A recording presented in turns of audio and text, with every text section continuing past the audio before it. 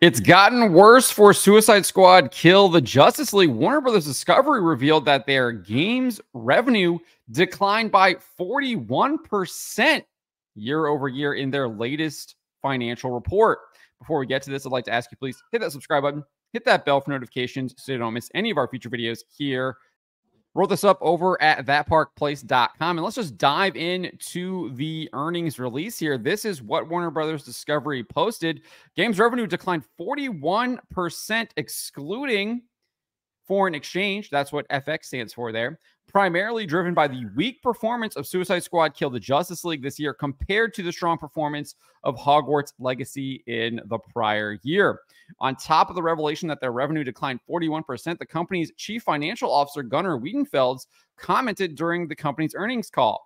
While, as we've called out last quarter, games are still struggling against last year's Hogwarts Legacy comp and a muted response to Suicide Squad this year. The company's CEO and president of global streaming and games, JB Perrette, also addressed the game on the call. This is what he said.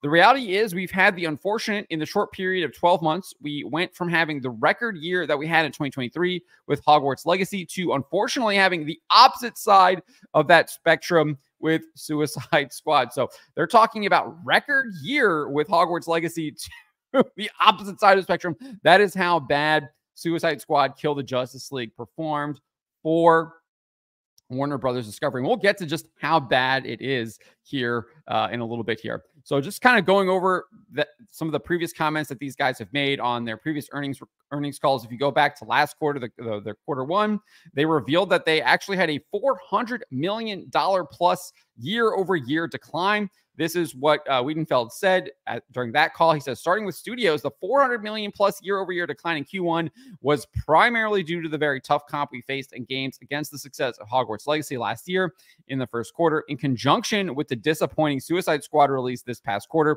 which we impaired, leading to a $200 million impact on EBITDA during the first quarter.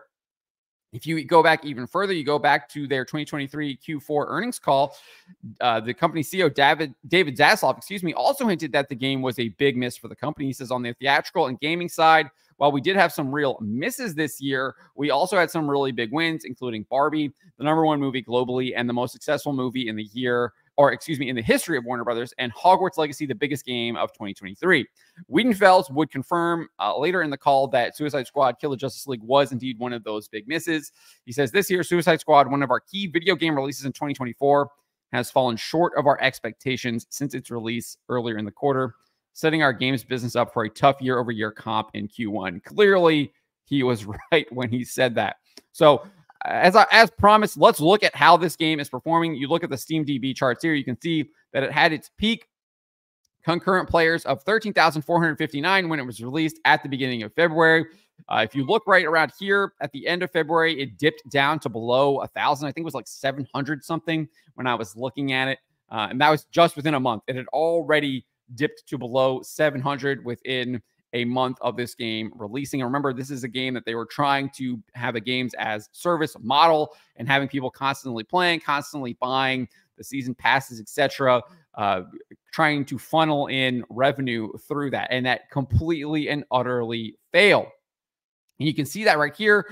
We're now looking at the last 24 hours. So this is basically August 7th. We're 6 months out from this game releasing, just half a year out from this game releasing. And the peak concurrent was 229. That is a decline of over 98%. This game has lost 98% of its player base in 6 months. That is how disastrous this game has been. And it's not hard to understand why. We just got to go up here and you can see it's got Sweet Baby Inc. fingerprints all over it. And gamers are not interested in games that Sweet Baby Inc. and the woke agenda are present in. So they got what was coming to them. Maybe they will learn the right lessons. We shall see. Time will tell. But right now, they do recognize that this game has been an utter failure for them. Wiedenfeld's saying that it has muted performance, meaning it's not saying anything. Strong words there. But let me know what you guys make of this. Let me know in the comments below. Remember to always be charitable, especially to each other. but to always speak the truth.